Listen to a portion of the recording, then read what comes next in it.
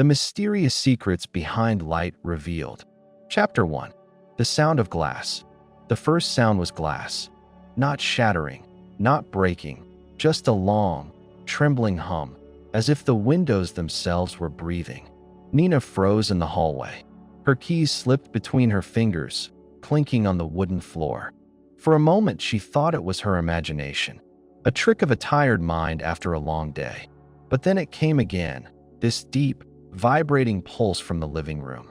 She stepped forward, slowly, bare feet brushing the cool boards, every nerve awake. The house was too quiet, the kind of quiet that had weight, pressing on the back of her neck. The living room stood exactly as she had left it that morning. The pale curtains half drawn, the armchair angled toward the window, a coffee mug still on the low table. But the glass wall, her pride, the wide transparent wall that opened to the city, was alive. It quivered under some invisible pressure. She touched it with her palm. The vibration went straight into her bones. Not violent, but steady. A resonance. Nina whispered to herself, barely moving her lips. "What the hell is this?" The glass didn't answer. A sharp knock at the door startled her. She spun around so quickly her shoulder hit the chair. "Miss Voronina," a male voice called. Steady, formal. She hesitated.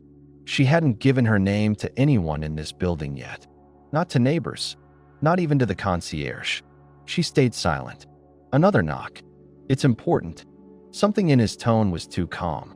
Not polite, practiced. She knew that kind of voice from her father's colleagues, back in those shadowed government corridors of her childhood. She didn't move to open the door. Instead, she bent, picked up the keys, and kept her eyes on the trembling glass wall. The knock didn't repeat. Whoever it was, he was waiting. Patient. Nina whispered again, as if the room might hear. "I didn't come back for this. I didn't." Her phone buzzed. She snatched it from her bag, desperate for any normal anchor. A message from her younger brother, sent just 2 minutes ago. "Don't talk to anyone." Not yet. Her heart climbed into her throat. She hadn't told him she was back in the city. Not even a hint. The knock came once more, slower, softer. Almost a warning. And then silence. Nina stood there for a long time. She couldn't tell if it was 1 minute or 10. Finally, she turned back to the glass wall. The vibration had stopped. The surface was perfectly still, reflecting her own pale, uncertain face. But in that reflection, just for a second, she thought she saw someone standing behind her. The morning broke pale and brittle. Nina hadn't slept. She sat at the table with a cup of coffee she couldn't taste, watching the streets below. Cars moved with that weekday rhythm, hurried, half aware. Nothing extraordinary.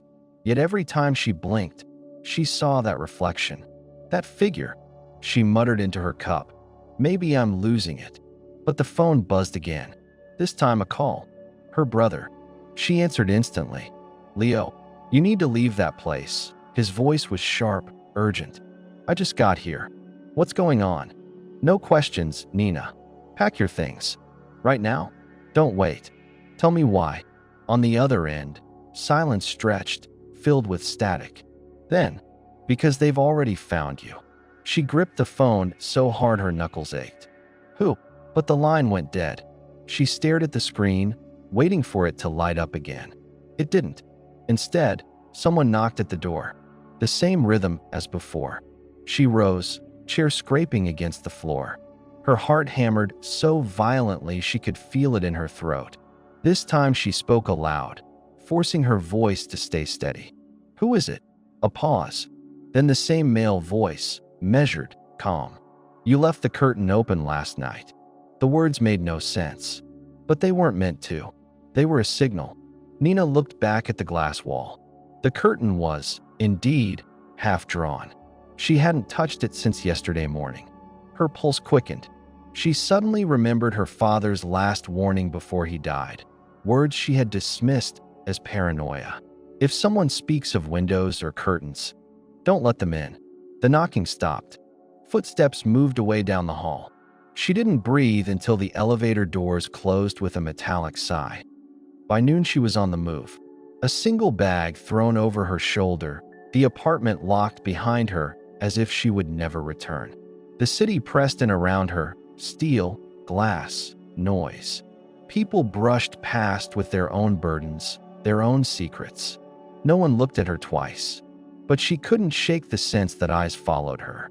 From windows, from cars idling at lights. She ducked into a cafe on a side street, ordered tea she didn't want, and sat near the back. Every time the door opened, she tensed. Finally, a familiar voice. "You don't listen, do you?" She turned. Leo slid into the chair across from her. He looked older than she remembered, though only 2 years had passed. His jaw tighter, his eyes rimmed with sleeplessness. "I came as soon as I could," he said. "Then tell me what's happening." He didn't answer right away. He just leaned forward, lowering his voice. "You were supposed to stay away, to disappear like the rest of us." "I tried. But the house," she hesitated. "The glass. It wasn't normal, Leo. You know it." He exhaled slowly, staring at the table. "Then it's starting again.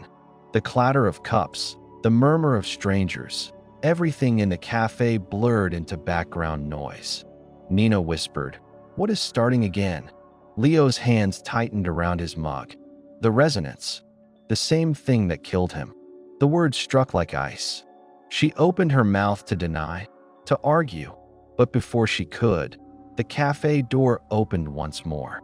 A tall man entered, gray coat, expression unreadable. His gaze swept the room once, then landed directly on her. Leo saw it too. His fingers closed around her wrist. "We have to go? Now." They spilled into the street, moving fast, blending into the stream of pedestrians. Nina glanced back once. The man in the gray coat followed, calm, unhurried, as if he knew no matter how far they ran, he would catch up. "Who is he?" she asked, breathless. Leo pulled her into the shadow of an alley. His eyes burned with urgency. "Not here.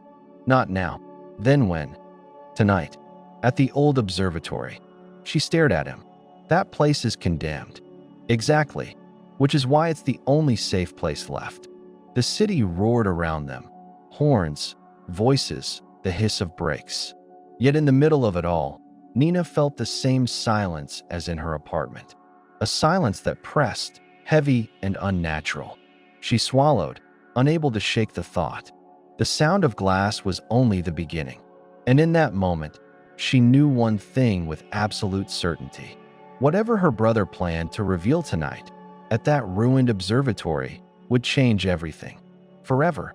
Chapter 2. The Observatory. The city had always terrified Nina at night. Not the streets, not the strangers. She could handle those.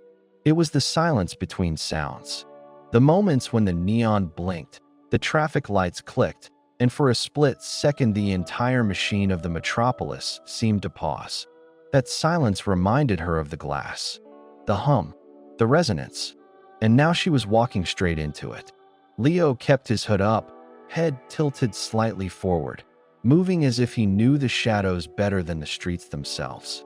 Nina followed, half running, clutching her bag like a lifeline. "Slow down," she whispered. "Can't."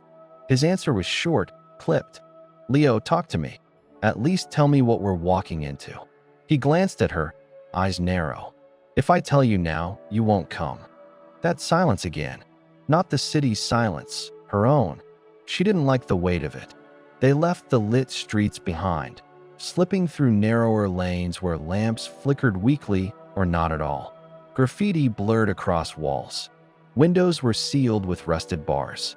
The observatory lay at the northern edge, abandoned for more than a decade. Once, it had been a jewel, white domes gleaming against the night sky, telescopes stretching like bridges into the universe. Now it was little more than a husk, waiting to collapse. Nina had been there once, as a child. Their father had taken them. He'd whispered that the stars were listening, that they carried secrets if only you knew the right frequency. She hadn't understood then. Now those words crawled back through her memory, unwelcome and sharp. At the gate, Leo stopped. The metal fence was broken in 2 places, jagged where someone had cut through years ago. "After you," he said. She frowned. Still playing the gentleman? Still making jokes when you're terrified? His mouth twitched, the ghost of a smile. Then it vanished. They stepped inside.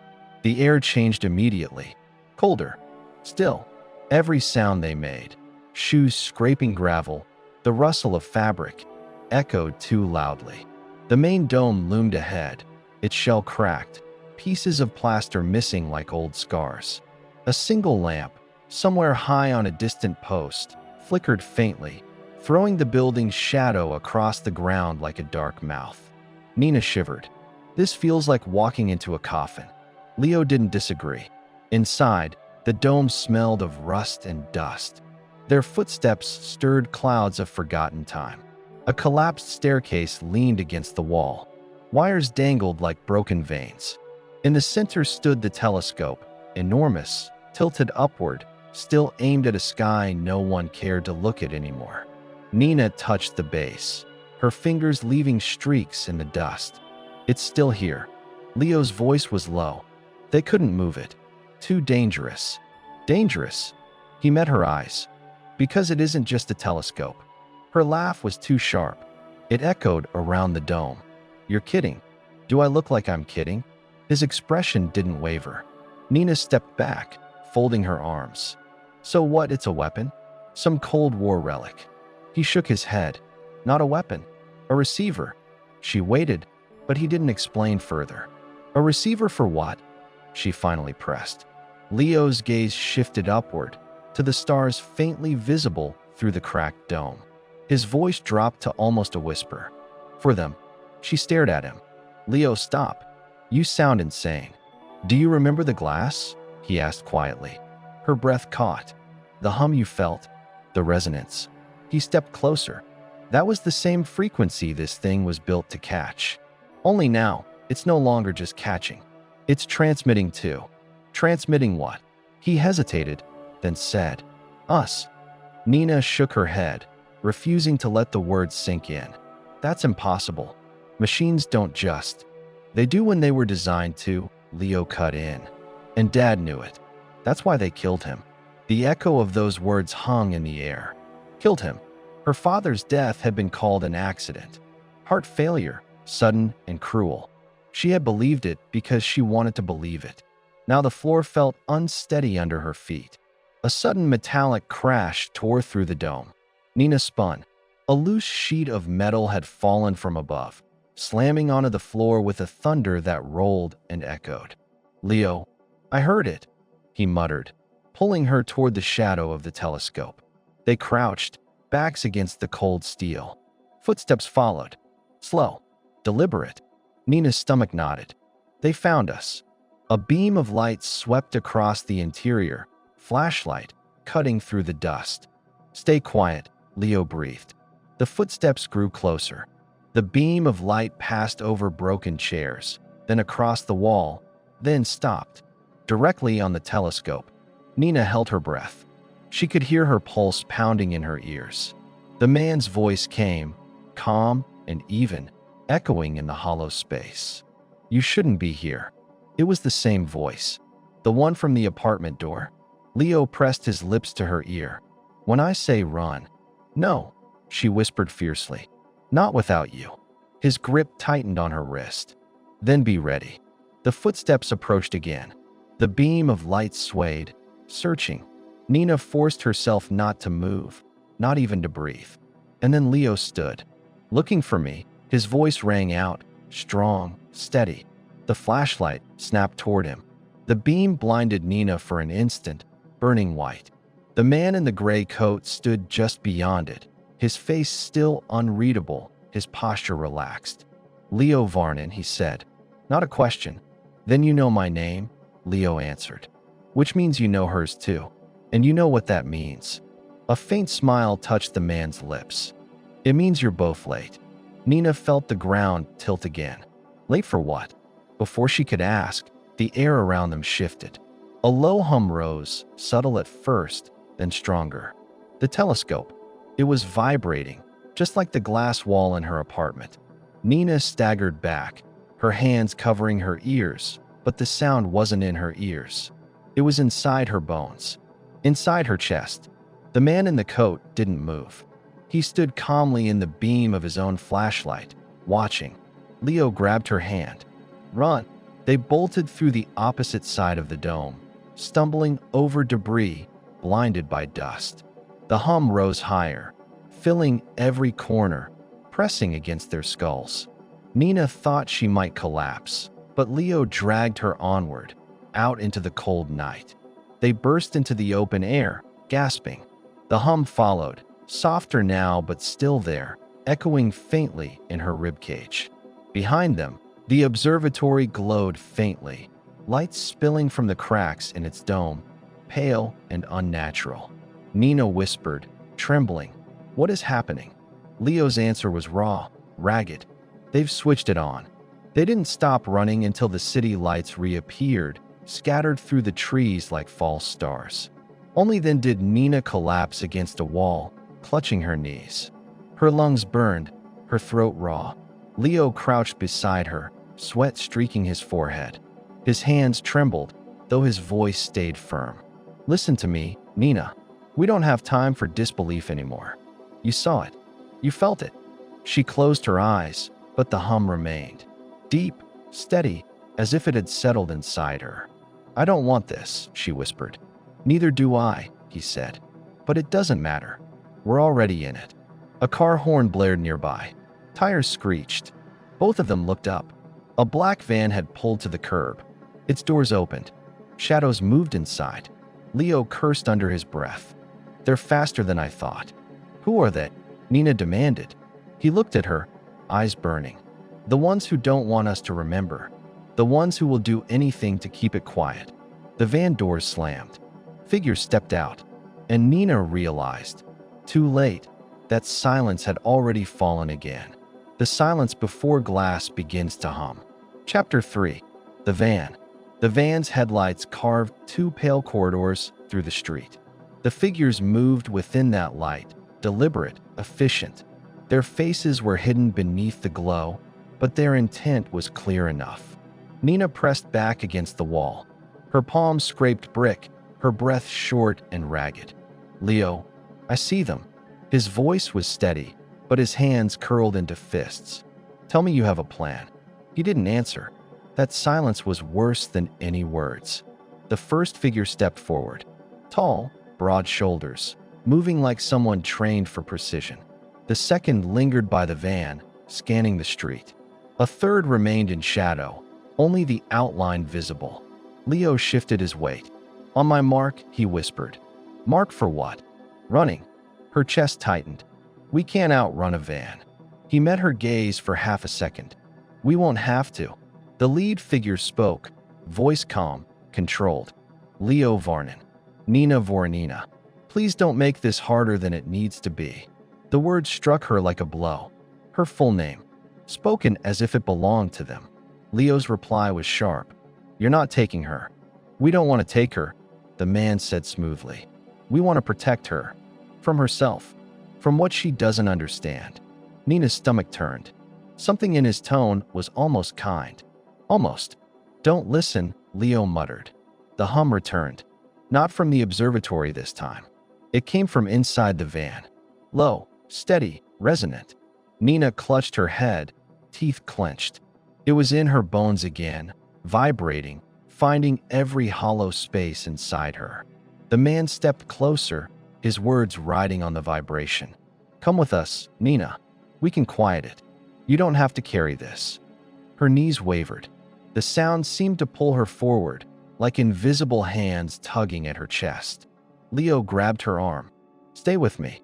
And then, movement. Leo shoved her aside just as the first figure launched. The street erupted into chaos, boots slamming pavement, hands grappling, the van's engine rumbling louder. Nina stumbled, her shoulders scraping the wall. She tried to run, but a second figure moved to block her. She froze, heart hammering. The figure reached out, gloved hand steady. "You're not safe with him. Come." Her voice broke. "Safe with you. Safer than out here." The hum surged, filling her skull, dulling thought. Leo roared, breaking free of the first attacker, and slammed into the second. They crashed against the van with a hollow thud. Nina, run. She wanted to. Her body refused.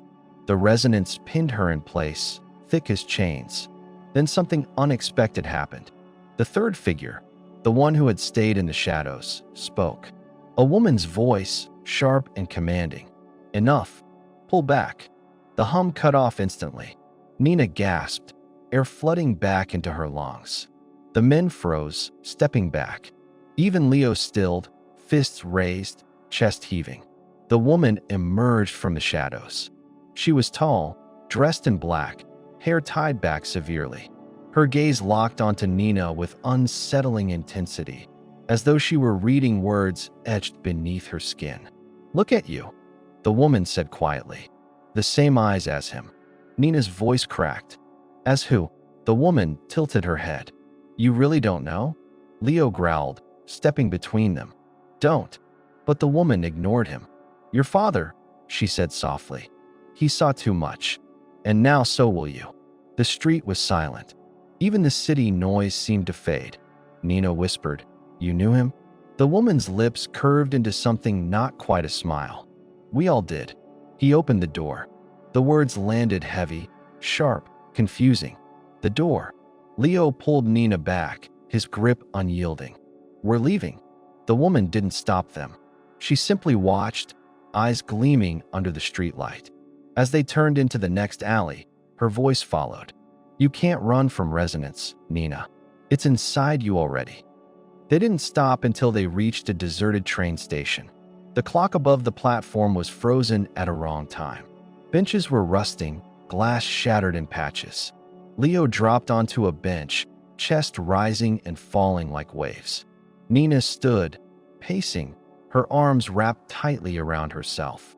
"What just happened?" she demanded. Leo shook his head. "They're changing tactics. They don't want you dead." She whirled on him. "No, they want me in that van. Like some package. Like some—" Her words choked off. She pressed her palms to her face. "God, Leo, I can't do this." He stood, catching her wrists, pulling her hands down gently. "Yes, you can. Because you don't have a choice." The hum still echoed faintly in her chest, like the aftershock of a storm. She looked at him, eyes wet and furious. "Tell me everything. No more pieces. No more riddles. All of it." He hesitated. "Leo." Her voice was iron now. "If you don't tell me, I'll go back there and ask her myself." That broke him. He exhaled, long and heavy, and nodded. "All right," he said. "But once you hear it, you can't unhear it." They sat side by side on the cold bench. The station was empty, the air thick with dust and echoes. Leo's voice dropped low. Dad wasn't just a scientist, not just a physicist. He was part of a project. Something buried so deep half the government didn't even know it existed. They called it the glass door. Nina's skin prickled. "The door?" He nodded. "A receiver, like I said. But not just for signals from space. For signals from somewhere else." "Somewhere else?" she repeated, incredulous. "Not stars. Not satellites. Not anything we're supposed to understand." Her stomach turned. Leo continued, words heavy. "They built the first version in that observatory. Dad was one of the few who could hear it. Hear the resonance without machines translating. It nearly destroyed him. But he wouldn't stop. He said it was a message, that it was meant for us." Nina whispered. "A message from who?" His gaze was haunted. That's the part no one could agree on. The silence stretched, oppressive. Nina's voice trembled. "And me? What does this have to do with me?" Leo looked at her as if the answer hurt to speak. "Because you inherited it. His ability. The resonance is inside you." Her world tilted again. She stood abruptly, stumbling a few steps. No, that's not possible." "You felt it," he said firmly. "The glass. The telescope. The van. Normal people don't feel it. You do. Just like him." She shook her head, tears stinging her eyes. "I don't want it. I didn't ask if you wanted it." His voice cracked. Neither did he. Nina pressed her hands to her temples, as if she could squeeze the hum out of her skull. "This is insane." "Insane or not," Leo said, standing now, It's real. And they will keep coming until they either silence you or use you. The distant rumble of a train echoed through the hollow station. Nina turned toward the dark tunnel, her chest heaving. "And what about you, Leo? Why are you here?" His jaw tightened. "Because Dad asked me to protect you." She stared at him. "When?" "The night he died." The words froze the air between them. Leo's eyes darkened. "He knew they'd come for you. He knew you'd hear it too." The train thundered past, empty cars rattling like ghosts. Nina whispered into the fading noise, "What if I can't survive it?" Leo placed a hand on her shoulder, steady, firm. "Then I'll carry you through it." For a moment, they just stood there, brother and sister, two fragments of a broken story. Then the hum returned, faint at first, rising fast, not from the observatory, not from the van, from the tunnel itself. The station lights flickered, dust rained from the ceiling. The rails began to tremble under an invisible current. Nina's heart raced. "Leo." He pulled her back, away from the platform edge. His face was pale, his jaw clenched. They found another way in. The hum grew louder, deeper, pressing against their chests until it hurt to breathe. And then, from the black mouth of the tunnel, lights appeared. Not train lights. Something else. Something that shouldn't exist. Chapter 4. The tunnel. The lights were wrong. Too bright, too sharp. Not the pale sweep of a train's lamps, but a pulsing glare, white and silver, like something alive. The hum climbed with it, a low vibration that rattled Nina's bones. She pressed both hands to her ears, but it didn't help. The sound wasn't outside her. It was inside. "Leo," she gasped, "we can't stay here." "I know." His voice was steady, but his eyes betrayed it. Fear. The tunnel glowed brighter. Something emerged. It was shaped like a train, only in outline. A long body, a face of light. But the closer it came, the more it broke apart. Its form rippled, blurred, as though it was built from sound instead of steel. The rails screamed under it, though nothing touched them. Sparks danced along the ground. Nina staggered back. "What is it?" Leo's answer was low, fierce. "The other side." The not train slowed as it reached the platform. The air thickened, pressing on her lungs, filling her head with static. Then, silence. The hum stopped. The tunnel lights blinked out, leaving only the glow of the thing that stood before them. A door formed in its side, a perfect rectangle of light. It hissed open, spilling brilliance across the platform. And a voice, neither male nor female, not loud but absolute, spoke inside Nina's skull. "Come in." Her knees buckled. She clutched the bench to stay upright. Leo grabbed her arm. "Don't listen." The voice spoke again. Calm, patient, irresistible. "You already hear us. You carry us. Step closer." Nina's vision swam. The glow pulled at her, the way the hum had, but gentler. Not a demand, an invitation.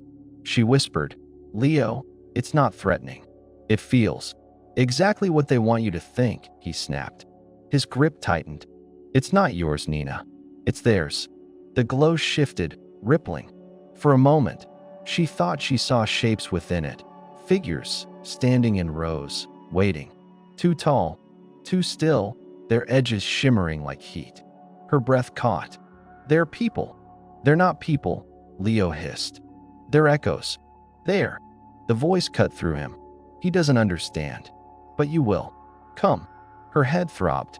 Memories broke loose. Her father at the observatory, his hands on the telescope, whispering that the stars were not empty. The nights she'd woken as a child, convinced she heard glass singing. Her chest ached with something close to longing. Leo saw it. His face twisted. "No, don't you dare." She looked at him, eyes wide. What if they have answers? And what if they don't let you leave? The door of light remained open, silent now, waiting. Then came footsteps. Not from the tunnel. From behind. Nina and Leo turned. The woman in black stood at the station entrance, flanked by the same two men from the van. Calm, unhurried, her presence cutting through the glow. She looked at the light door, then at Nina. "So, They've come for you themselves. Leo stepped in front of Nina instinctively. You're not touching her. The woman's eyes flickered, almost amused. You think I want to? No. I'm here to stop her from making the worst mistake of her life. Her gaze sharpened on Nina. Do you even know what that is? It's not salvation waiting in there. It's captivity. Once you step through, you'll never belong to yourself again. The hum stirred faintly, as if in protest. Nina's voice shook. How do you know? The woman's expression darkened. Because I almost didn't come back. The words dropped like a stone. Leo stiffened. What? She ignored him, eyes still locked on Nina. Years ago, before your father died, they opened it. For me.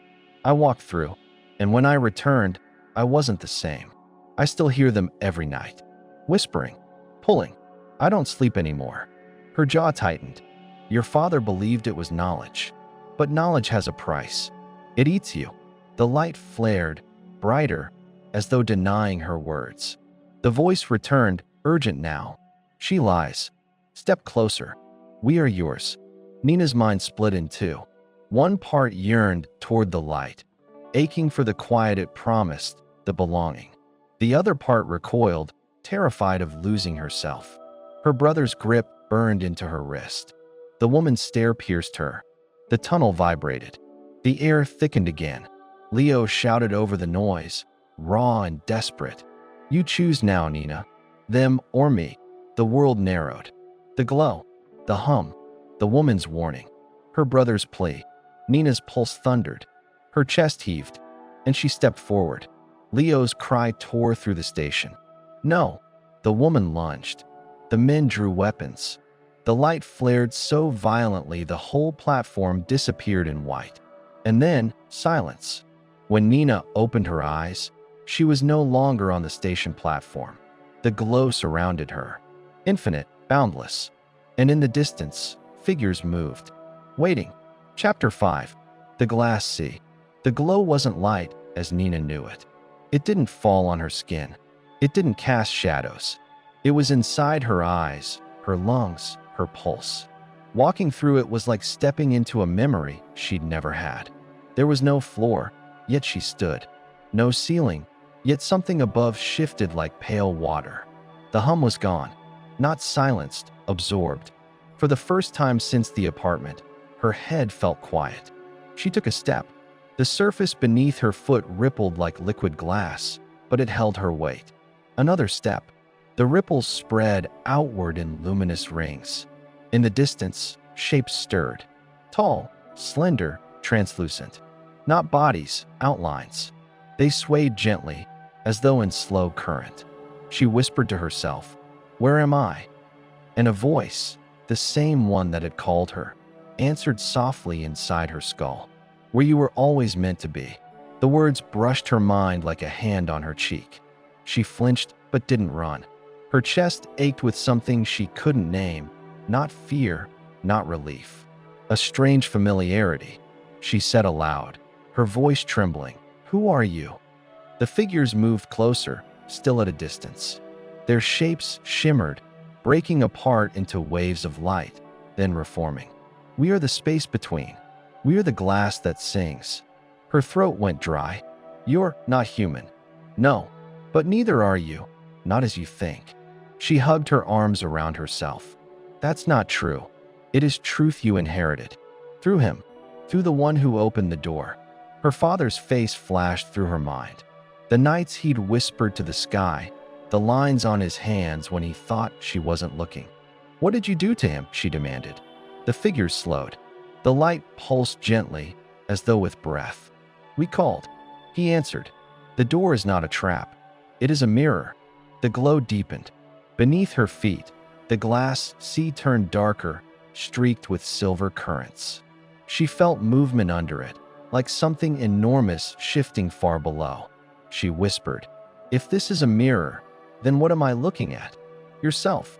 The words vibrated inside her, not like sound, but like memory. She stumbled back, heart hammering. "I'm not like you," she said, voice shaking. "I'm human. I have a brother. A life. You are both." Her hands trembled. "I don't want this. One is irrelevant. The glass carries the song. The song carries you. Her knees went weak. She dropped to the rippling surface, her reflection staring back up at her. But it wasn't her.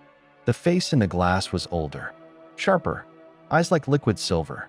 She gasped, scrambling backward. No, no, that's not me. It is you as you will be, if you listen. For a long moment, she couldn't move. The air, if it was air, pressed around her, soft but insistent, like hands guiding her to stand. She forced herself upright. Her voice was stronger now. If you're not here to trap me, then tell me. Why call me? What do you want? The figures swayed. Light poured from their forms in long, slow waves. We want nothing.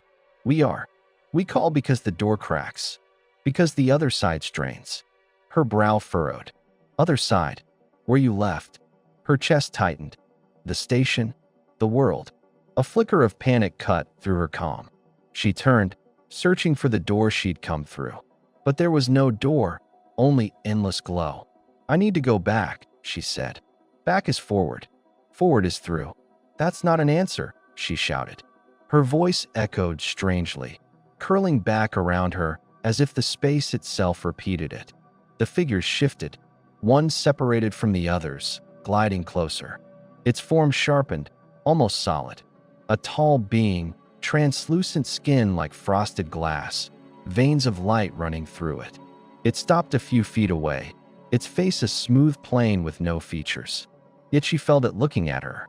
He warned you of us, but he also loved us. Her throat tightened. My father, he gave you our song before you could walk. It was his gift, his apology. She blinked back sudden tears. Why? Because he knew what was coming. The glass sea darkened further. Beneath the surface, vast shadows moved. Shapes like wings, like cities drifting upside down. What's coming? She whispered. A breaking. Her heart thudded. Speak plainly. Please. The figure tilted its faceless head. Your world is thin. Your kind cut it thinner. We called to warn. He built the receiver to listen, but others built it to answer. Her breath caught. You mean transmit? Yes. You are the transmission now. Her stomach dropped. You're saying, I'm some kind of signal. You carry the frequency. You bridge. She staggered, clutching her arms. No, I'm a person. I'm not. You are both. Her reflection shimmered again. This time the silver-eyed version of herself raised its hand. She did not. She backed away. Send me back. Now. You cannot go back unchanged. The song is inside you. It will grow. It will break. Or it will open. I don't care. Her voice cracked. I just want to go home. The figure's form flickered, dimming and brightening. The others behind it swayed like a tide. Home is not a place. It is what survives the glass. Nina dropped to her knees, covering her face. Her father's words came back in a whisper she could almost feel on her skin. When you hear it, don't run from it. But don't give yourself away either. I don't know what to do, she whispered. Listen. The glow around her thickened, warm and heavy. It pulsed once, twice, and then she heard it. Not the hum. A voice. Her father's. Nina. She jerked upright. Dad. Nina. Louder now. The same timbre, the same softness. It came from everywhere and nowhere, echoing through the glass sea. She spun, searching, hard in her throat. Where are you? I'm here, he said. I'm sorry. Tears blurred her vision. What did you do to me? I tried to save you, the voice said. Breaking. I tried to teach you before they could use you, but I didn't finish. They stopped me. She swallowed hard. Are you alive? A pause. Then, not as you knew me. The silver-eyed reflection moved closer, merging with her shadow. Her father's voice grew urgent. They'll want to keep you here, or take you back and use you. You must choose your own way before they choose it for you. Her hands shook. How? By finding the true frequency, the one they can't touch. She whispered, what is it? Silence. Then, it's already inside you. And the voice was gone. The glass sea roared silently beneath her. The figures swayed faster, their light flickering like storm-tossed waves. Nina rose slowly. Her tears dried on her face, her hands steady now. She spoke aloud, voice low but clear. I want to go back. The faceless figure tilted its head. You will not be who you were. I already know that. Then step forward. A path formed in the glass sea, a darker band stretching into the distance. It pulsed like a heartbeat. Nina stepped onto it. The figures parted, bowing slightly, their light dimming as she passed. With each step, the glow thinned. The hum began again, faint at first, then stronger. The path narrowed. At the far end, a faint outline of a door appeared. Not light this time, but shadow, as if carved into the glow itself. She took another step, another, and a voice, not her father's, not the being's, whispered from the door. We're waiting on the other side. Her skin prickled. The hum became almost unbearable. She hesitated. Then she pushed forward and stepped through. Everything went black. For a heartbeat, there was nothing, no sound, no glow, no ground. And then she opened her eyes. She was on the station platform again. Empty, silent. But Leo was gone. Chapter 6. The silence left behind. The light swallowed her. One instant, Nina's hand was in his. The next, she was gone, ripped away in a blast of white. Leo staggered back, blinded, his palm empty. He shouted her name, but the sound was devoured by the glow. Then silence. The station was whole again. The rails hummed faintly, the dust settling in the air. But the door of light was gone, and so was she. For a long moment, he couldn't move. He stared at the place where his sister had stood, where she had stepped forward despite everything. His throat closed. The weight of failure pressed into his chest. He'd promised their father. He'd promised to protect her. And in one breath, she was beyond his reach. Boots clicked behind him. He turned sharply. The woman in black emerged from the shadows at the far end of the platform, her two men following. Their weapons hung at their sides, but their eyes were sharp. You let her go, she said. Leo's fists clenched. I didn't let anything happen. She studied him coolly. She made her choice.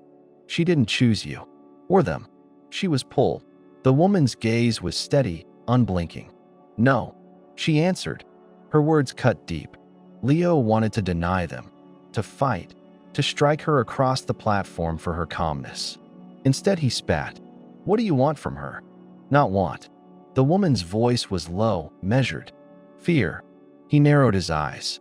You expect me to believe you're on her side? I expect nothing from you. She tilted her head, a shadow crossing her face. But you should know this. If she returns, she will not return alone. And she may not return as herself. Leo's gut twisted. He stepped closer, his voice a growl. What do you mean? She is the bridge. The song moves through her. If they break her, it will open wider. Wider than your world can hold. He glared. Then help me stop it. For the first time, something flickered in her eyes. A hesitation. A memory. She looked away. I've already tried once. The silence pressed in, heavy and suffocating. The empty station seemed to lean closer, listening. Leo exhaled slowly, forcing steel into his voice. Then try again. With me. The woman's gaze snapped back to him. She studied his face, weighing him, as though searching for cracks. Finally, she said, You're your father's son. Stubborn, reckless, but unlike him. You don't hear the song. That may save you, or kill you. He didn't flinch. Tell me what to do. She gave the smallest of nods. First, we wait. If she returns, she'll come here. The door always returns what it takes, though not always in the same shape. Leo's jaw tightened. He glanced at the rails, at the empty tunnel.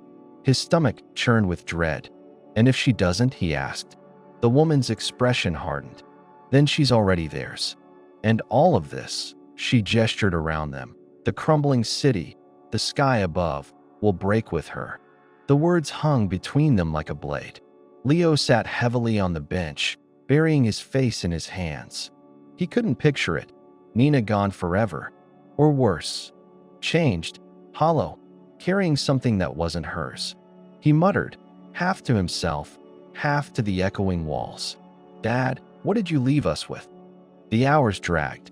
The woman's men stood silent at the edges of the platform. She remained near the tunnel, eyes fixed, as if waiting for a shadow to move. Leo couldn't rest. His nerves buzzed, his chest raw with a mix of rage and fear. He kept replaying her last look before she stepped forward. Not fear, not exactly. Something closer to surrender, or longing. He hated himself for not pulling harder, for not holding on. He hated himself for not being enough. At last, a faint vibration ran through the ground. Leo shot upright. The men tensed. The woman's head tilted. The rails shivered. Dust shook from the ceiling. A hum rose. Not the same as before. Lower, jagged, like something broken trying to mend. Leo's heart slammed in his chest. She's coming back. The woman's face stayed unreadable. Or something is. The tunnel glowed faintly. Not the pure white of before, but a fractured light, cracked with streaks of shadow. A door formed in the air above the platform. This one was darker, like smoke rimmed with silver. Leo's fists tightened. Nina. The door pulsed once. Twice. Then it split open. She fell through. Leo caught her before she hit the ground. Her body was limp, her skin cold. He lowered her carefully onto the bench, his hands shaking. Nina, he whispered. Come on. Wake up. Her eyelids fluttered. Slowly, painfully, they opened. For a moment, relief flooded him. She was here. She was alive. But then he saw her eyes. Silver. His chest constricted. No. Her gaze drifted, unfocused, shimmering like water. She whispered something, lips barely moving. Leo leaned closer. What is it? Say it. Her voice was raw, almost not hers. They're still inside. The woman in black stepped forward, her expression grim. Leo snapped at her. Stay back. But the woman's tone was quiet, certain. I warned you. She didn't return alone. Nina's body convulsed suddenly, a shudder running through her limbs. Her hands clawed at the bench, nails scraping wood. Leo, her voice broke. It's too loud. He held her shoulders. Fight it. Stay with me. Her silver eyes locked onto his, and for an instant, the sister he knew flickered through. Don't let them. Her body arched, a scream tearing from her throat. The hum roared out of her chest, shaking the station, rattling the rails. The men staggered. The woman braced herself against the wall. Leo held on. Nina. The glow in her eyes surged. Her scream split into two tones. One hers, one alien, layered over each other. The air rippled with it, bending light. The woman shouted over the noise. If you want to save her, you have to silence the song. Leo roared back. How? Break the resonance. I don't know how. The woman's face hardened. Then she will break you. The hum peaked, vibrating through every bone, every wall, every shadow. The tunnel cracked with light and dark, splitting open wider. Leo's arms shook. He pulled Nina against him, pressing his forehead to hers. Listen to me. You're stronger than this. You're not theirs. You're mine. You're Nina. For a heartbeat, her silver eyes flickered back to brown. Her voice, thin but hers. Leo, hold me. He did. The hum faltered. Then, in a rush, it collapsed into silence. Nina slumped against him, unconscious. Her breathing shallow, her body limp but alive.